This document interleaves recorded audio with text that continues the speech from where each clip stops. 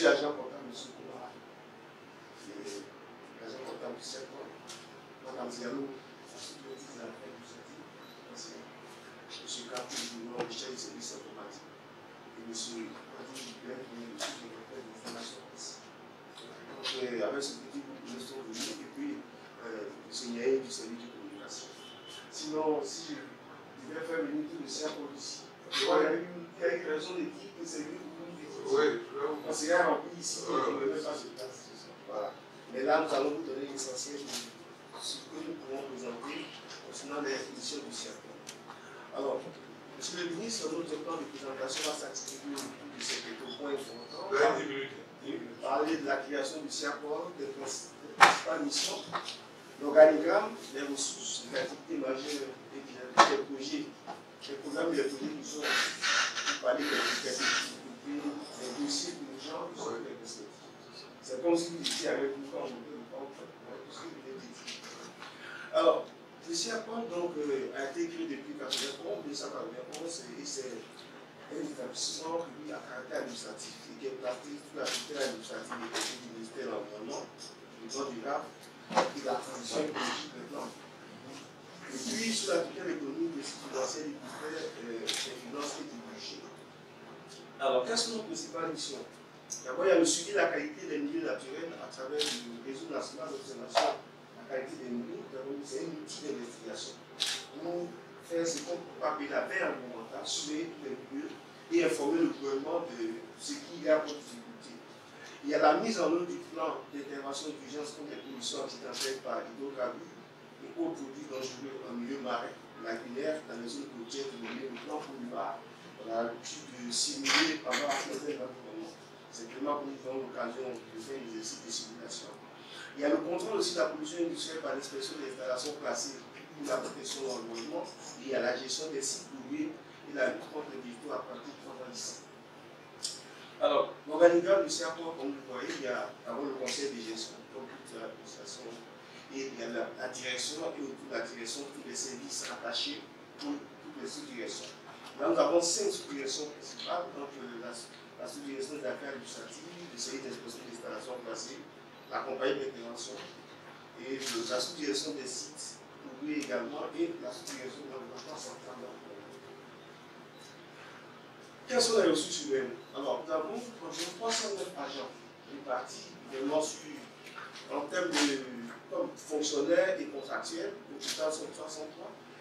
Pour respecter un peu la parité, nous avons pratiquement 201 hommes et plus 100 000 femmes qui participent donc à l'animation du centre de pratique.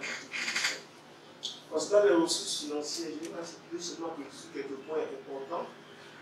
Sur le budget de fonctionnement, vous voyez un peu l'évolution de ce budget depuis 2020 jusqu'à 2023.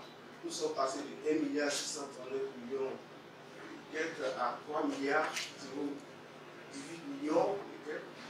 Et cela tient compte de nos ressources propres que nous utilisons qui constituent le budget du CIAPOR.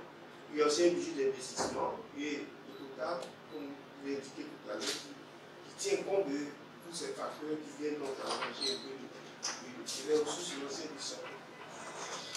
Alors, ce tableau montre un peu les ressources propres qui sont générées par le CIAPOR pour parler un peu de nos efforts personnels.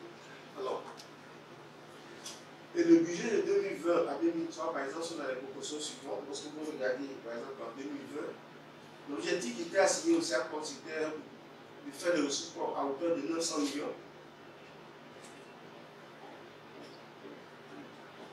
À hauteur de 900 millions. Alors, nous avons pu réaliser 1 milliard 218 millions 262 000 francs.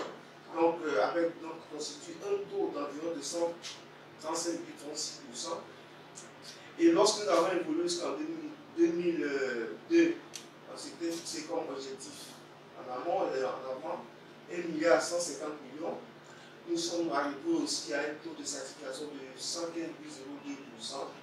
Et cette année, nous sommes fixés également un objectif de 1 milliard 250 millions.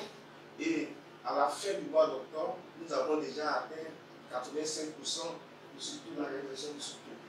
Nous sommes persuadés que d'ici décembre, nous serons donc à mesure de pouvoir satisfaire donc l'objectif et être même au-delà de cet objectif.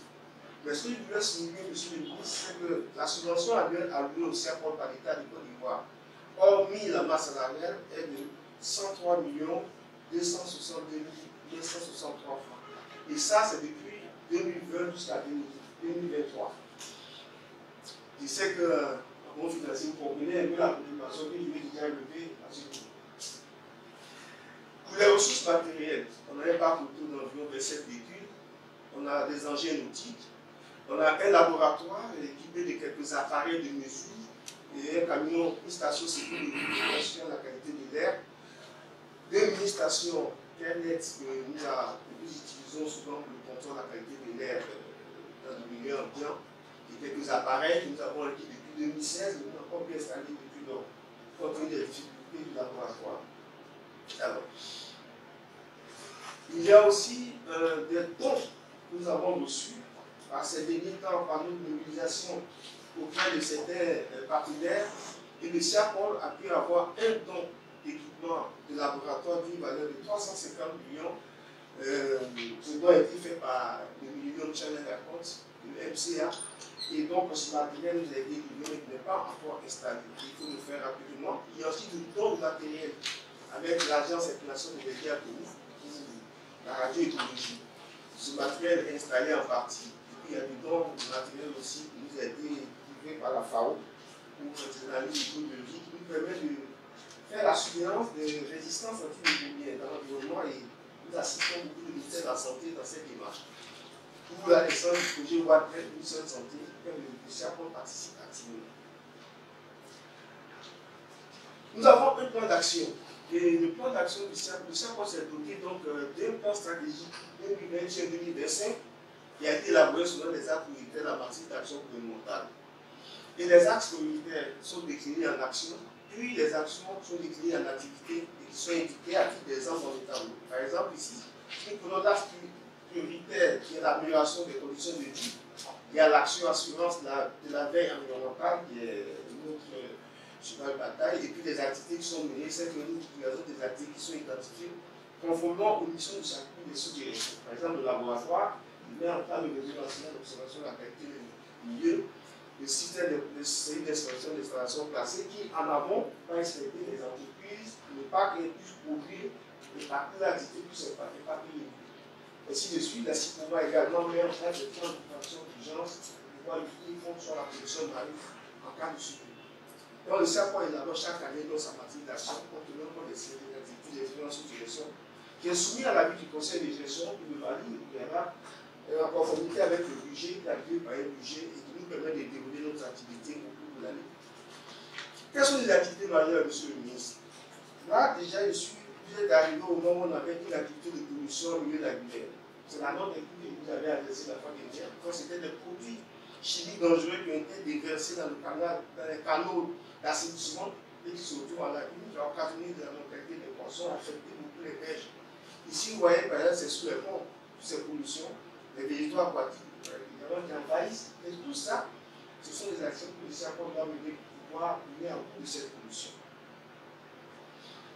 Alors, le réseau national d'observation de la qualité des milieux, c'est le laboratoire qui organise cette activité dont nous avons sur des sites, nous faisons des prélèvements pour avoir une lecture de la contenance de ces milieux et informer le gouvernement s'il y a des alertes à court, moyen et long terme. Informer le gouvernement pour les décisions en prendre. Maintenant, si je prends l'exemple de la question de nos paillages en Côte d'Ivoire, on voit que toutes les eaux aujourd'hui ont une couleur ocre. Donc, le CERPOL fait les prélèvements qui dit que ces eaux soient contiennent un élément sur l'élément toxique, pour lesquels le gouvernement va prendre des mesures pour pouvoir atténuer ces effets ici de l'appareillage. Et à titre de rappel, en 2011, c'est le ministère de l'Environnement à travers le CERPOL qui a mis l'accent sur la question de l'appareillage. C'est nous qui l'avons soulevé. Et c'est devenu un tournée national. Mais on a fait une communication au Conseil des ministres qui a permis au gouvernement vraiment de se réveiller sur cette question. Mais malheureusement, ce dossier a été retiré un peu au ministère de l'Environnement, c'est parti au ministère des Mines. Ce qui a fait qu'aujourd'hui, nous voyons, nous subissons l'effet de la pollution due à l'empaillage, la pollution est de notre ressort, mais l'activité ne pas de notre ressort. Voilà un peu l'activité qui vont en compte. Nous gérons la pollution sans pouvoir gérer l'activité de l'empaillage. La collecte des données, voilà, ici c'est le camion laboratoire du CIAPOL qui évite la qualité de l'air, mais il n'est pas tout à fait fonctionnel parce qu'il y a beaucoup d'éléments qui manquent. Les mini-stations qui contrôlent au moins la qualité de l'air en cas de besoin dans des milieux qui sont impactés. La collecte des déchets dans certains milieux ici sont des activités que nous réalisons. Ce sont les images des agents du CIAPOL. Quand on lit les parties, quand ça sur le net, ce sont des grosses images. Voilà. Ensuite, pour ce laboratoire, alors quelles sont les difficultés? Monsieur le ministre, depuis la crise post-électorale de 2011, étant dans la base marine, le CIAPOL a subi une dégradation très prononcée de son laboratoire. Voilà le laboratoire avant la destruction, premier était. Et après la destruction, en 2011, nous avons trouvé dans cet état. Depuis ce moment, nous n'avons plus de laboratoire. Or, le laboratoire est un outil très important d'investigation qui permet au ministère de l'Environnement de renseigner le gouvernement sur les microbes, sur certains aspects de la pollution. Donc, c'est surtout, quand il y a eu le Bobo Kwara, à l'université des déchets toxiques, le CIAPOL qui a fait le premier suivi a identifié la gravité de ces polluants et pour permettre au gouvernement de prendre les mesures d'accompagnement nécessaires. Donc, ici, ce laboratoire n'a pas été constitué jusqu'à ce jour. Et nous sommes en train vraiment de nous battre pour que ce laboratoire relève de ses centres.